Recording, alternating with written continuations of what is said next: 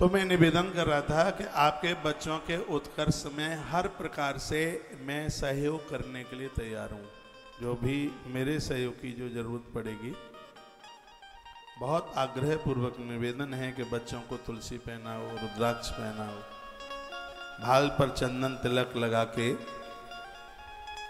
और उन्हें सुबह जब वो जाएं तो दिया जलवाओ मंदिर में, उनकी चाय 100% बंद कर दो। दूध में थोड़ा सा घी, आधा 1 चम्मच घी डालकर और दूध को फेंट के पिलाइए। उनके माथे में दर्द नहीं होगा, माथे में सोचने की शक्ति बढ़ेगी, ताकत बढ़ेगी। आज बच्चों को खाने पीने के लिए मिल नहीं रहा है, संस्कार विचार मिल नहीं रहे हैं, तो आप बताइए उनकी प्रवेश उत्कर्ष उनका होगा कैसे? तो भगवान की पहली जो संपदा है, पहला गुण है, पहला ऐश्वर्य है, उसका नाम है ज्ञान। ज्ञान का मतलब है समझदारी से काम करना।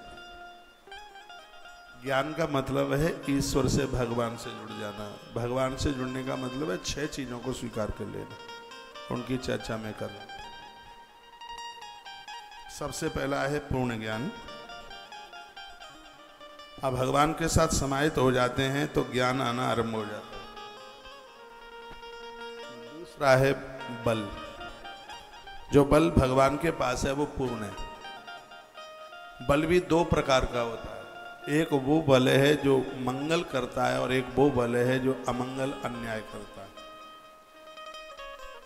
बल रावण के पास, कुंभकर्ण के पास, इन लोगों के पास आसुरी बल है जो अन्याय अपराध पैदा करते हैं। और भगवान के पास में जो बल है वो अन्यायियों को दंड देते हैं। और जिस दिन हम ईश्वर से जुड़ जाएंगे, भगवान से जुड़ जाएंगे, उसी दिन से हमारा बल अच्छे कामों में लग जाएगा, हमारी ताकत अच्छे कामों में लग जाएगी। हमारा बल अपराध नहीं करेगा, हमारा बल किसी की हिंसा नहीं करेगा, हमारा बल किसी के प्राण नहीं लेगा। शक्ति तो जो जन्मा है, बल तो सबके पास है, लेकिन किसी का बल अशुभ करता है और किसी का बल शुभ करता है। भक्ति नाम उसका है जिसका बल अच्छे श्रेष्ठ कार्यों में लग जाए। तो जो आज मैंने बात आपसे कही है कि ईश्वर के साथ क्या हुआ, ईश्वर के साथ साझेदारी होने का मतलब अब आपके पास ज्ञान आना शुरू हो गया है। अब हमारे और आपके पास ऐसा बल आ रहा है जो हमारे उत्साह को कम नहीं होने देता, जो हमारी उमंग को कम नहीं होने देता, जो हमारे आत्मविश्वास को कम नहीं होने देता। बल, आत्मविश्वास, काम करने की क्षमता बढ़ जाती है, भजन करने की क्षमता बढ़ जाती है, साधना करने की क्षमता बढ़ जाती है। ये बल ऋषियों के पास, संतों के पास, कर्मठ लोगों के पास ये चल के आ जाता है। काम करते करते थकते नहीं। बल ये सबके पास होना चाहिए। आप ईश्वर से जुड़ जाएंगे तो ये आ जाएगा, आत्मविश्वास आ जाएगा। बहुत लोग कुछ करने को चलते अंदर से भयभीत होते हैं, डरते हैं, नुकसान हो जाएगा, घाटा हो जाएगा, दिक्कतें परेशानी हो जाएंगी। उनके पास आत्मविश्वास की कमी है। जिस दिन हम ईश्वर से जुड़ जाएंगे, हमारा आत्मविश्वास बढ़ जाएगा, हमारी आत्मशक्ति बढ़ जाएगी, हमारी आत्मा की ताकत बढ़ जाएगी। यह दूसरा भगवान का जो गुण है वो है बल। और तीसरा है जिसका नाम है श्री। श्री कहते हैं धन संपदा। जिस दिन आप ईश्वर से जुड़ गए, उसी दिन से पैसा खोटे कामों में बंद हो जाएगा। आपका पैसा शराब में, जुआ में, गलत कामों में खर्च नहीं होगा। ये भक्ति के ही ये प्रभाव है अपने आप में। जब हमारे अंदर भक्ति आती है तो इतनी घटनाएं घटती हैं। तो मैं आपके बीच में निवेदन कर रहा हूँ, भक्ति चल के आती है तो धन का दुरुपयोग नहीं होता, पैसा अच्छे कामों में लगता है। और हम भगवान से इसलिए जुड़े हैं क्योंकि हमारे धन का दुरुपयोग न हो। ईश्वर से जुड़कर संपदा की कोई कमी नहीं होती। और आनंद की बात, आप कहेंगे जो लुच्चागिरी करते हैं, पैसा तो उनके पास भी होता है, उनके पास पैसा राक्षसों जैसा है। रावण के पास खूब संपत्ति थी जो लोगों के प्राण ले लेती थी, लोगों को परेशान करने वाली संपत्ति उसके पास थी। लेकिन आपके पास में जो पैसा है वो लोगों के प्राण नहीं है, वो लोगों के प्राणों की रक्षा करती है। वो संपत्ति उन्हें आहार देती है, उन्हें रहने के लिए स्थान आवास देती है। तो ऐसी संपत्ति तो तब मिलती है। और मैं एक बात आपको निवेदन करूंगा, जीवन जीने का ढंग आ गया है, विचार मजबूत हो गए हैं, आपका बल अपराध नहीं करता, आपका पैसा गलत जगह खर्च नहीं होता, तो सच मानिए ईश्वर ने आपको अपना हिस्सेदार बना लिया है। अपने काम से भगवान ने आपको जोड़ लिया है। भक्ति के यही तो संकेत है। भक्ति का मतलब ये नहीं है रोज घुमाने के लिए विमान आता हो।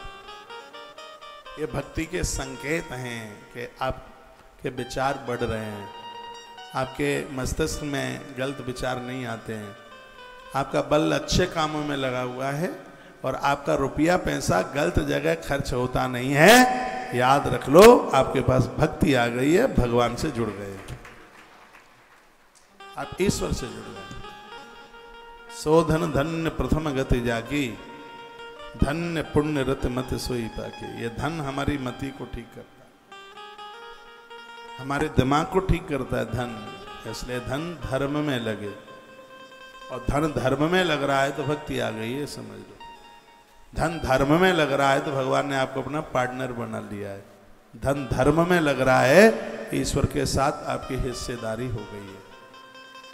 अच्छा जीवन आप जी रहे हैं, ऐसा जीवन जी रहे हैं कि मरने के बाद भी मरेंगे नहीं, नाम अजर अमर हो जाएगा। सूर चले गए शरीर से, लेकिन उनकी भक्ति आज भी जीवित है। रैदास शरीर से चले गए, उनकी भक्ति आज भी जिंदी है। और ऐसे कितने नाम में आपको के नाम जो शरीर से नहीं है, लेकिन जिनकी साधना आराधना उनका भजन आज भी जिंदा है। लोग मानसिक भाव से उन्हें गुरु बनाए बैठे, प्रातः होते ही नित्य उन्हें वंदन और प्रणाम करते हैं। मुझे विश्वास है कि अब आप अपने घर में नाला नहीं निकलने देंगे। मुझे विश्वास है कि आप अपने घर में अब कूड़ादान उड़ेलने नहीं देंगे। मुझे विश्वास है इस बात का। हाँ, अब रोक देंगे आप अश्लील लोगों को, रोक देंगे आप खुरापाती लोगों को। जहाँ पर गलत सांसारिक चर्चाएं होती हैं, ऐसे जगह पर मैं बैठी है। एक यहाँ वृंदावन में बाबा हुए हैं, हरि बाबा। हरि बाबा दामनल कुंड पर उनका आश्रम है, हरि बाबा। पूज्य अखंडानंद जी महाराज बहुत उनकी चर्चा करते रहते थे। अखंडानंद जी बनारस से आए और सबसे पहले उन्हीं के आश्रम में वो रहे। तो वो कई बार अपने प्रवचन में वो बात करते थे, जैसे कोई संसारी व्यक्ति आकर के संसार की बातें उसने शुरू कर दी। भाई ऐसा है, बाप ऐसा है, महतारी ऐसी है, फलाना ऐसा है, सब दुनिया ऐसी हो गई है, सब बिगड़ रहे हैं, और ये हो गया है, वो हो गया है। तो बाबा जी उसी समय खड़े होकर के वहाँ से चल देते, एक क्षण भी नहीं बैठते थे। वो कहते थे कि संसारियों की बात सुनोगे तो संसारियों का रंग चढ़ जाएगा। तो यही कहते थे। वो कहते थे कि यदि आपको अपनी भक्ति बढ़ानी है तो सत्संगियों का साथ करना आरंभ कर दो। उन्हीं का यह शब्द उनका, अच्छे जनों का। आप मेरी बहनें आप सुन रही हैं, और मैं बराबर यहाँ ये भी आपकी आईडी पर भी मैं पढ़ता रहता हूँ, ये कथाएं आप चलती हैं, सब ये दुनियादारी की बातें आप ना किया कर। कभी आप आपस में मिलते हैं, फ़ोन पर बात होती है, व्हाट्सएप पर बात होती है, तो उसमें हरि चर्चा, नहीं तो वही बात हो जाएगी, तुलसी पिछले पाप से हरि चर्चा न सुहाए। पिछले अपराधों से भगवान की चर्चा अच्छी लगती नहीं है। और गुरुजनों का संग हम इसलिए करते हैं क्योंकि गुरुदेव के सानिध्य में भक्ति मिलती है, और भक्ति से प्रारब्ध समाप्त हो जाता है। ये नारद भक्ति सूत्र में वर्णन है, ये नई बात मैंने पढ़ी है। प्रारब्ध में जो गड़बड़ लिखा हुआ है, ऐसी भक्ति है कि भक्ति उसको दबोच के रख देती है। ग्रंथ में चूहे को प्रारब्ध कहा और भक्ति को बिल्ली कहा। बिल्ली की दाढ़ में चूहा लग गया है तो बचेगा नहीं, उसको तो मरना ही है। भक्ति की दाढ़ में लग गया ना प्रारब्ध, उसकी गोविंदाय नमो नमः ही होनी है, वो बच नहीं सकता। इसलिए भक्ति चाहिए। भक्ति जीवन में चल के आती है तो भगत और भगवान की जो दूरियां हैं वो समाप्त हो जाती हैं। भगवान के पास 6 चीजें हैं और वो 6 चीजें हमारे पास आना शुरू हो जाती हैं। जैसे एक लोटा पानी गंगा जी में डाला तो वो गंगा जल मिल ही जाता है, और जब हम ईश्वर से जुड़ जाते हैं तो हम भगवान से जुड़ जाते हैं, तो फिर हम भगवान ही हो जाते हैं। भगवान होने का मतलब है कि भगवान के पास 6 चीजें हैं, वो हमारे पास भी आना शुरू हो जाती है। हाँ, बस इतना है कि उनके पास वो पूर्ण है, हमारे पास कम है, बस इतना तो है। ये संतों के पास, गुरुजनों के पास ये 6 चीजें आ जाती हैं, इसलिए तो वो गुरुजन है, इसलिए तो वो भगवान है, इसलिए तो वो देव हैं। उनके पास भी 6 चीजें आ जाती हैं। जो 6 चीजें भगवान की हैं वो गुरुओं के पास आ गई हैं। आप याद से बैठकर थोड़ी कल्पना करके देखिए, ये चीजें जहां भी आप अपने गुरुजनों से जुड़े हैं, ये चीजें उनके पास आ गई हैं। नहीं आ गई होंगी तो आने वाली होंगी। उनके पास ज्ञान आ गया है, उनके पास बल, आत्मबल आ गया है, उनके पास धन, ऐसा पैसा जो धर्म में लगा है, अन्याय अपराध में नहीं है। 3 चीजें हो गई। चौथी है जिसका मतलब है यश। महात्माओं का कितना सम्मान बढ़ता है, कितना यश, चारों तरफ उनका यश फैला हुआ होता है। और ये हम भगवान से जुड़ जाते हैं तो भक्ति का एक रूप है। भक्ति पूरी दुनिया में मान दे देती है, सम्मान दे देती है, यश दे देती है। भक्ति किसी के पास आवे और का यश ना बढ़े, ऐसा हो ही नहीं सकता। जिसके पास भक्ति आई है उसको ऑटोमेटिक 6 चीजें आ जाती हैं। पहला ज्ञान। ज्ञान का मतलब कि अब नाला हमारे घर से नहीं निकलेगा, इस बात को तो भूलने ही नहीं दूंगा आपको। ज्ञान, अब कोई कूड़ा पात्र हमारे यहां नहीं उल्ट सकता, हमारे यहां नहीं पलट पाएगा उसको। ज्ञान। दूसरा है बल, आत्मबल। तीसरा है धन, ऐसा पैसा जिससे दुरुपयोग नहीं होगा, उसका गलत नहीं होगा, उससे कुछ गलत नहीं करेंगे, उससे दूध की बोतल लेंगे, पौआ नहीं। हाँ, उससे यात्रा करेंगे 4 धाम की, गोवा की यात्रा नहीं होगी उससे यात्रा 4 धाम की होगी। पैसे से पैसा अच्छे कामों में लगेगा, बढ़िया कामों में लगेगा पैसा। ये भक्ति आई है तो ईश्वर की तरफ से ये चीजें आना आरंभ हो जाता है। और अगली बात है सौंदर्य। सिर्फ चमड़ा ही सुंदर हो नहीं, हृदय का सौंदर्य, हृदय की सुंदरता। हृदय में ही तो भगवान बैठते हैं। और अगली बात बताई गई है त्याग। भगवान की कृपा होती है, जब हम भगवान से जुड़ जाते हैं तो चीजें हमसे छूटती रहती हैं, संसार की वस्तुएं छूटती रहती हैं। तो ये 6 चीजें हैं, वो बड़ी अद्भुत हैं। इस संपूर्ण ऐश्वर्य को भगवान कहते हैं। जो भगवान से जुड़ गया है वह चीजें उनके पास में आना आरंभ हो जाता है। हमारे वेद में उसे भगवान कहते हैं जो सृजन, पालन और उद्धारक। भक्ति में तो ये है भगवान जो मैंने अभी 6 चीजें आपको बताई हैं, लेकिन हमारे वेदों में भगवान, वेदांत की भाषा में भगवान किसे कहते हैं? जो सृजन कर रहा है, जो पालन कर रहा है और जो फिर बाद में सबका उद्धार, संहारक बन करके खड़ा है। जिसके पास ये 3 चीजें हैं वो भगवान है। ये चीजें ईश्वर से जुड़कर संसारियों के पास भी तो आ जाते हैं, गुरुओं के पास आ जाते हैं। गुरु सबसे पहले शिष्य को बनाता है, इसलिए गुरुर ब्रह्मा, तत्पश्चात गुरुर विष्णु। पहले भगवान उसको बनाता है, फिर उसको विचारक बना देता है, फिर उसको ज्ञानी बना देता है, उसे जगत का पालक बना देता है गुरु। और तीसरा है कल्याणक, उद्धारक। ऐसा गुरु है गुरुर्देवो महेश्वर। भगवान शंकर का रूप दे दिया है। और ये तीसरी क्रिया है, पहला है सृजन, दूसरा है पालन और तीसरा है उद्धारक। आप में से बहुत लोग हैं जिन्होंने बड़ा सृजन किया है, बहुत बनाया आपने, घर आपने बनाया, दुकान आपने बनाई, इससे काम नहीं चलेगा। आप भगवान तब हैं जब आप मंदिर बनवाते हैं, आप भगवान तब हैं जब आप प्याऊ बनवाते हैं, आप भगवान तब हैं जब आप कुएं खुदवाते हैं, आप भगवान तब हैं जब लोगों के निकलने के लिए आप सड़कें बनवाते हैं, आप भगवान तब हैं जब आप पेड़ लगवाते हैं। समझ में आ रहा है? हाँ, फिर आप भगवान हैं। यदि ऐसा सृजन आपने किया है तो सच मानिए फिर आप भगवान हैं। ये नारद भक्ति सूत्र बड़ा अद्भुत है भैया।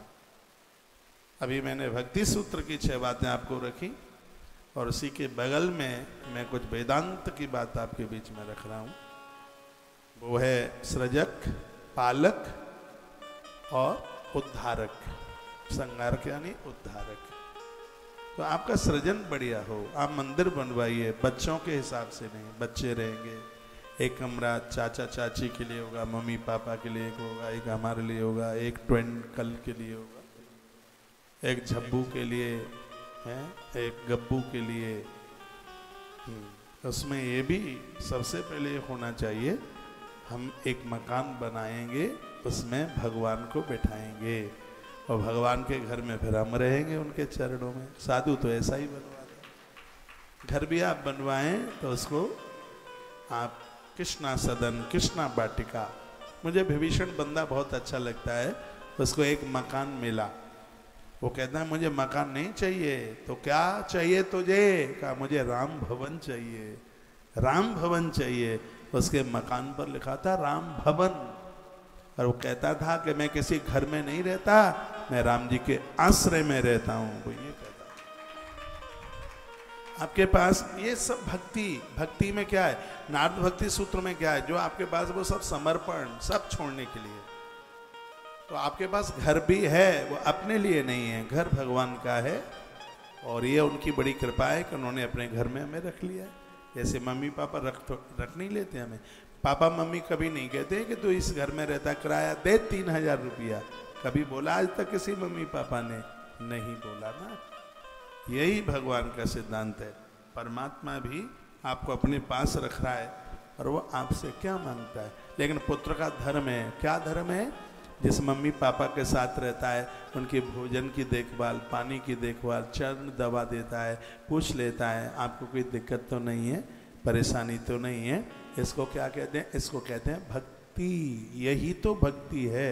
आप भगवान के घर में रह रहे, चाहे इस घर में चाहे उस घर में, कैसे भी समझ लीजिएगा, तो उसको नुकसान मत होने दीजिए, उसमें गंदगी मत फैलने दीजिए।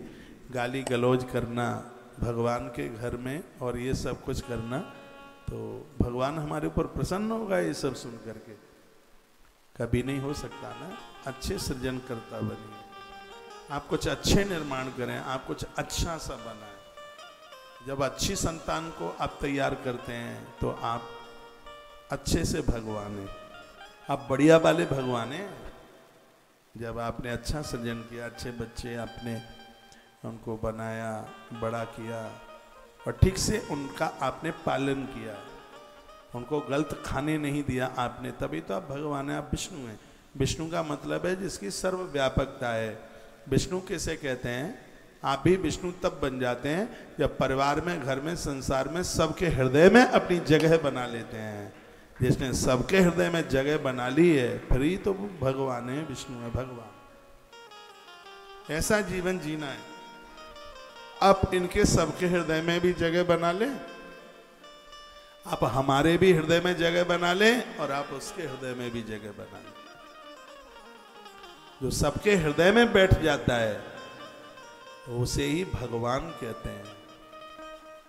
लेकिन तुम दूसरों के हृदय में क्या बैठ पाओगे? अभी तक तुम अपने पति के हृदय में नहीं बैठ पाई, अभी तक तुम अपने सास ससुर के हृदय में नहीं बैठ पाई, अभी तक आप अपने मैयो बाप के हृदय में नहीं बैठ पाई, तो दूसरों के हृदय में क्या बैठेंगे?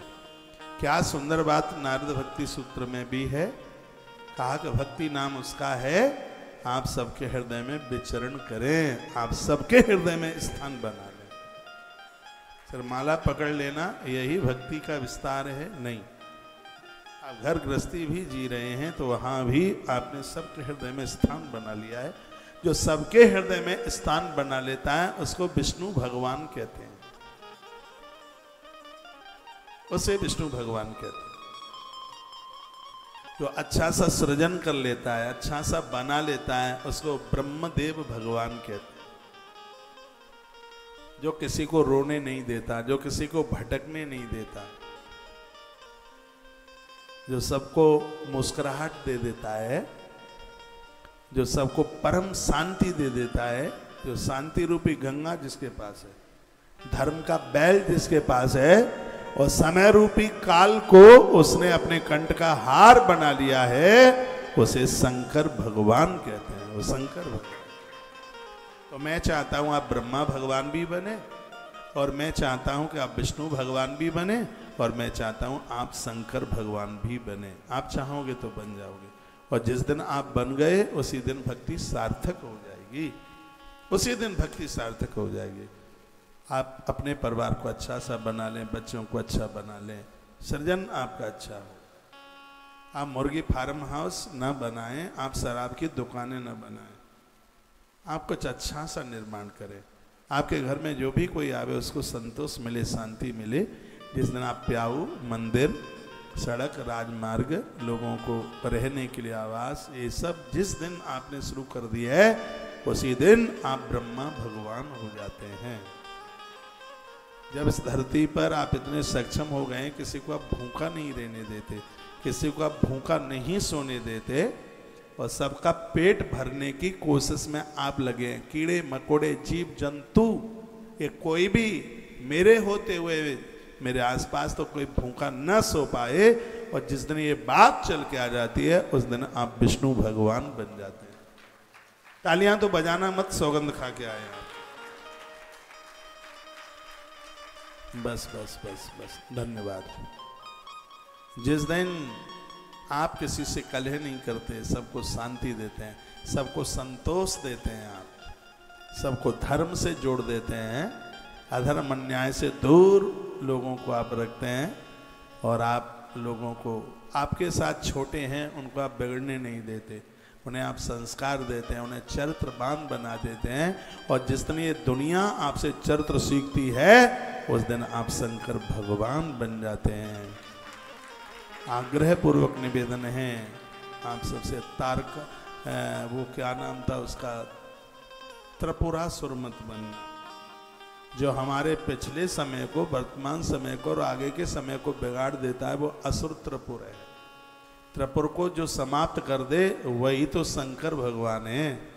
जो पिछला समय भी, वर्तमान का भी और आगे का भी जो सुधार दे वही शंकर भगवान है। जो हमारे भूत, वर्तमान और भविष्य तीनों में से किसी को न बिगड़ने दे, जिसे वो सुधार दे, वह कौन है? वही शंकर है। जो हमारी इंद्रियों की रक्षा करे वही गोपेश्वर है। नारद भक्ति सूत्र में जो हमारी इंद्रियों की रक्षा करता है वही तो गोपेश्वर है। इसलिए हमने आरती में क्या लिखा है, कहाँ गई आरती? इसमें लिखा है, आरती प्रेम सहित गाओ, मुनि की कृपा सदा पाओ, सफल जीवन को कर जाओ, संग महिमा गोपेश्वर की। गोपेश्वर यानी जो हमारी इंद्रियों की रक्षा करता है। हमारी इंद्रियों की रक्षा भक्ति के द्वारा होती है, और भक्ति शंकर के बिना मिलती नहीं है। जय पर कृपान करहि पुरारी, सो न पाओ मुनि भगत है हमारी। यहाँ पुरारी, त्रिपुरारी शब्द लिखा है, यानी जिसके द्वारा हमारा बीता हुआ समय, वर्तमान समय और आगे वाला समय भी सुधर जाता है, वो त्रिपुरारी है, वो त्रिपुर का दहन करता है। तो ऐसे महादेव की कृपा के द्वारा हमें भक्ति मिलती है। तो इस बात के ऊपर हम बड़ा जोर रखें कि हम अच्छा सृजन करें। ये वेदांत की भाषा में अच्छा सृजन करता है ब्रह्मा, सबको जमाता, खिलाता है, पालन करता है, किसी को भूखा नहीं रहने देता, उसे कहते हैं विष्णु। और जो किसी को संस्कारों से विहीन नहीं रहने देता, सबको शांति देता है, सबको भक्ति रूपी गंगा प्रदानित करता है, उसे कहते हैं शंकर। जब आपका सृजन और जब आपका पालन और जब आप सबको शांति देना शुरू कर देते हैं समझ लो भक्ति हृदय में बैठ गई है, और जिसके हृदय में भक्ति आके बैठ जाती है, भक्ति माता उस भक्त को भगवान बना देती है। चारों चीजें एक ही हैं, भक्ति, भक्त, भगवंत, गुरु। चतुर नाम बपु एक, इनके पग बंधन किए, नासें विघ्न अनेक। इनके चरणों में वंदन करने से, प्रणाम करने से सभी विघ्न बाधाएं भैया दूर हो जाती हैं। इसलिए आप सब लोगों के पालक बने, लोगों के सृजनकर्ता बने और लोगों के उद्धारक बने। नारद भक्ति सूत्र भी कहता है कि ठाकुर जी के पास जो 6 चीजें हैं, जिस दिन आप उनसे मिल जाओगे तो समझ लीजिएगा कि उसी दिन से ये 6 चीजें हमारे और आपके पास आना आरंभ कर देगी। उसी दिन से आना प्रारंभ हो जाएगा। बड़े अच्छे अच्छे मैसेज आप लिख रहे हैं और मैं आपके सबके मैसेज पढ़ रहा हूं। अच्छे पुरुष का काम है विवेकपूर्ण जीवन जीना। अच्छे लोगों का काम है कामी लोगों का संग न करें, चाहे वो स्त्री हो चाहे या पुरुष। वासना के शिकार न बने। इस बात के ऊपर नारद भक्ति सूत्र में बहुत ज़्यादा भारी जोर दिया गया। और अगली बात बताई गई है, भक्ति प्रेम रूपा है। प्रेम रूपा भक्ति उसे कहते हैं जिसमें विषय नहीं है, जिसमें मांग नहीं है। विषय मीन्स मांग, भोग, ये चीजें नहीं है, उसको प्रेम रूपा कहते हैं। यानी जिसमें लालसा नहीं है किसी भी प्रकार की, ये भक्ति सर्वोच्च भक्ति है। इसको कहते हैं प्रेमैक धत्री, प्रेम रूपा भक्ति। यानी जिसमें अब कोई मांग नहीं, ये केवट के पास में, ये प्रेम रूपा भक्ति केवट के पास। तो भगवान को क्या कहता है कि अब कछुनाथन चाहिए मोरे, अब कछुनाथ न चाहिए मोरे, दीन दयालु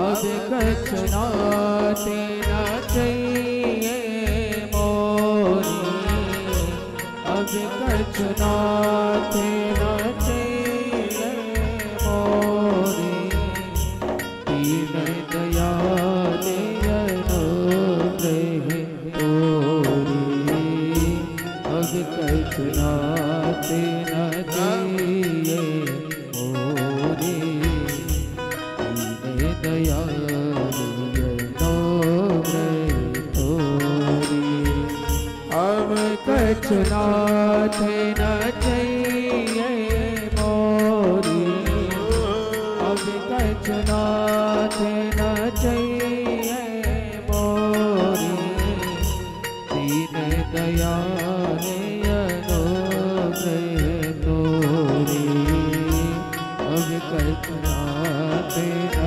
चाहिए मोरे, दीन दयालु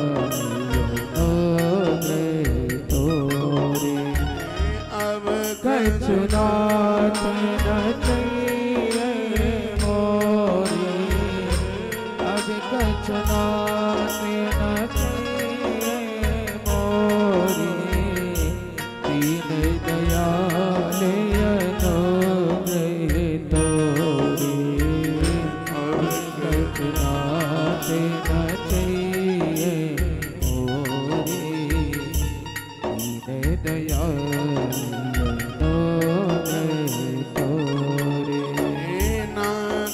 आजो में कहा न पावा, नाथ आजो में कहा न पावा, नित दोष दुखे तारे दिलावा, नाथ आजो में कहा न पावा, नित दोष दुखे तारे दिलावा, थे आजो में कहा न पावा, नाथ आज में कहा न पावा,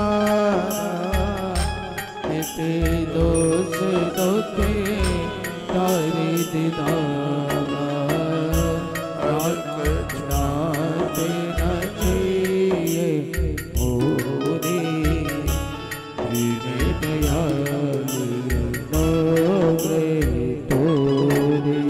बोले भक्त वत्सल भगवान जय। आइए, तो भगवान किसे कहते हैं ये आपने सुना।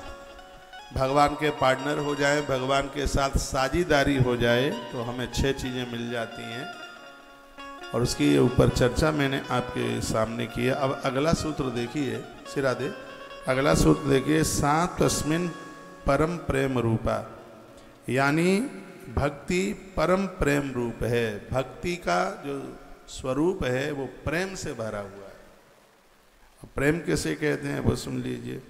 वर्णन प्रेम के ऊपर बड़ी अच्छी सी बातें बताई गई। भक्ति का रूप है परम प्रेम। भक्ति का रूप है परम प्रेम। जैसे आदमी का रूप होता है ना, कोई गोरा होता है, कोई काला होता है, कोई सांवला होता है, कोई श्वेत होता है, जैसे किसी के अंदर कुछ पीलापन सा होता है। कहा जाता है ना कि वो आदमी काले रंग का है, वो गोरा है। तो जैसे आदमी का एक रूप है, काला है, गोरा है, ठिंगना है, लंबा है, ऊंचा है, उसी प्रकार से भक्ति का भी एक स्वरूप है। कहा गया भक्ति का स्वरूप क्या है? भक्ति का स्वरूप है प्रेम रूप है। प्रियते, प्रीडाति, प्रणीतो, प्रोड़यति, प्राणयति, प्रियति एवं प्रियते, यानी मतलब है प्रीति, प्रेम, यानी जो भक्ति को स्वीकार कर लेता है पूरी धरती उससे प्रेम करना आरंभ कर देती है।